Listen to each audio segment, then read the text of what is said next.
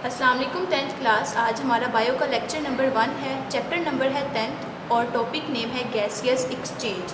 नाम से ही पता चल रहा है gaseous mean gases and exchange का मतलब है तबादला करना, यानी गैसों का तबादला करना। गैसों का तबादला इंसानों में भी होता है और पौधों में भी होता है। इंसानों में जैसे हम सांस लेने के लिए ऑक्सीजन को जिस्म के अंदर दाखिल करते हैं और कार्बन डाइऑक्साइड को जिस्म से खारिज करते हैं, इसी तरह पौधे भी फोटोसिंथेसिस करने के लिए कार्बन डाइऑक्साइड को अपनी बॉडी के अंदर दाखिल करते हैं और रिटर्न में ऑक्सीजन को जिस्म से बाहर निकालते हैं। हमारा फर्स्ट जो हेडिंग है वो है cellular respiration. Cellular mean cell और रेस्पिरेशन का मतलब है सांस लेने का अमल। सेलुलर रेस्पिरेशन यानी कि सेल के अंदर होने वाली respiration. Cellular respiration is the process in which the carbon-hydrogen bonds in food are broken by oxidation reduction reaction and the energy is transferred into ATP. Cellular respiration एक ऐसा process है जिसमें हमारी खुराक के अंदर मौजूद कार्बन और हाइड्रोजन बॉन्ड को तोड़ा जाता है।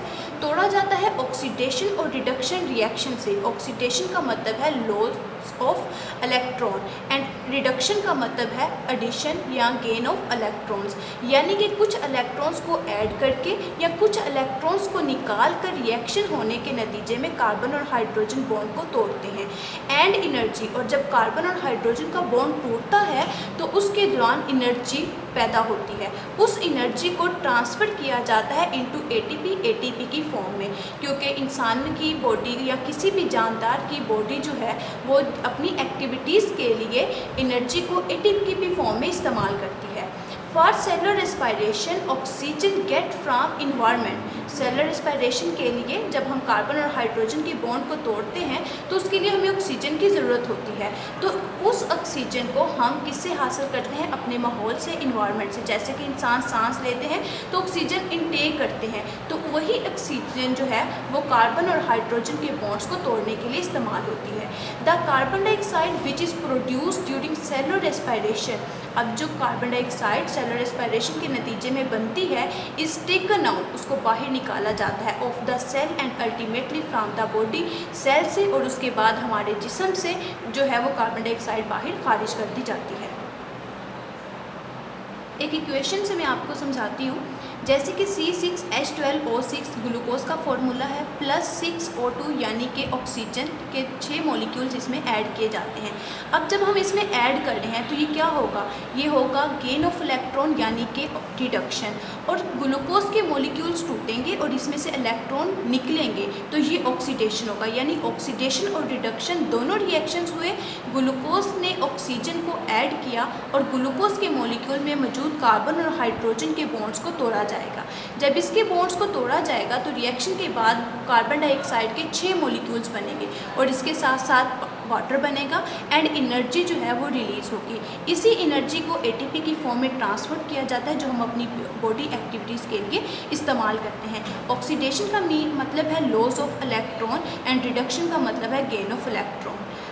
नेक्स्ट है गैसियस एक्सचेंज यानी कि गैसों का तबादला। डेफिनेशन है taking in of oxygen, oxygen को टेकिंग इन अंदर लेके जाना, एंड गिविंग आउट और बाहर निकालना ऑफ कार्बन डाइऑक्साइड को इस टर्म डैश गैसियस एक्सचेंज, इसे कहते हैं गैसियस एक्सचेंज।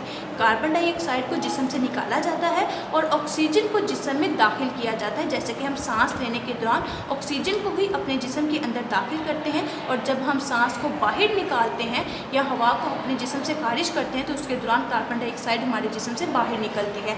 इस टर्म को हम कहते हैं गैसियस एक्सचेंज। नेक्स्ट टर्म है ब्रीथिंग। ब्रीथिंग मतलब सांस लेना। The term breathing is used for the process through which animal take air in their bodies to get oxygen from it and then give out the air to get rid of carbon dioxide.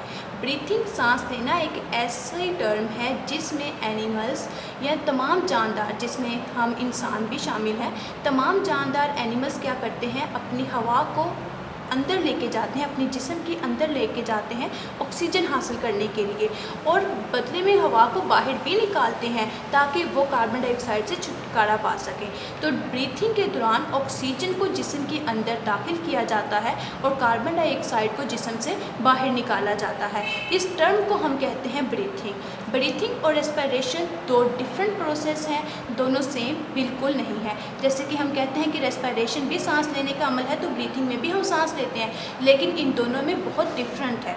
Breathing is the only mechanical और physical process, ये सिर्फ mechanical और physical process है of exchange of gases का exchange करना होना। जैसे कि हम क्या करते हैं, हम हवा को अंदर दाखिल करते हैं, हवा को बाहर निकालते हैं, ये एक सिंपल प्रोसेस है, इसको हम कहेंगे ब्रीथिंग। यानी कि ऑक्सीजन दाखिल हुई, कार्बन डाइऑक्साइड बाहर निकली, तो ये क्या होगी, सिर्फ ब्रीथिंग। लेकिन अगर हम रेस्पिरेशन की बात करते हैं तो respiration involve the mechanical and the biochemical process. इसमें मैकेनिकल के साथ साथ बायोकेमिकल प्रोसेस भी शामिल है। बायो का मीन्स है लाइफ, जिंदगी, और केमिकल यानी कि हमारे जिस्म की, हमारे अंदर मौजूद तमाम सेल जो ज़िंदगी रखते हैं, तमाम ज़िंदा चीज़ें हैं, तो इन सब के प्रोसेस को हम बायोकेमिकल प्रोसेस कहते हैं। जैसे मैंने पीछे इक्वेशन में बताया था कि ग्लूकोज का मॉलिक्यूल टूटते हैं, ग्लूकोज के मॉलिक्यूल टूटते हैं, कैसे टूटते हैं, जब उनमें ऑक्सीजन को क्या किया जाता है, ऐड किया जाता है।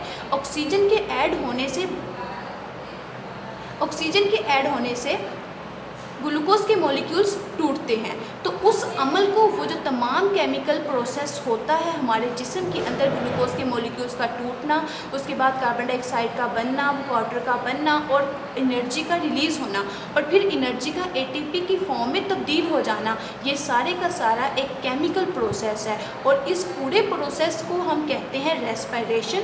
और सिर्फ सांस को जिस्म के अंदर लेके जाना, हवा को लेके जाना और हवा को बाहर खारिज करना एक सिंपल प्रोसेस है जिसे ब्रीथिंग का नाम दिया जाता है। और अंदर होने वाला तमाम केमिकल जो प्रोसेस है उसे हम कहते हैं respiration. Thank you very much.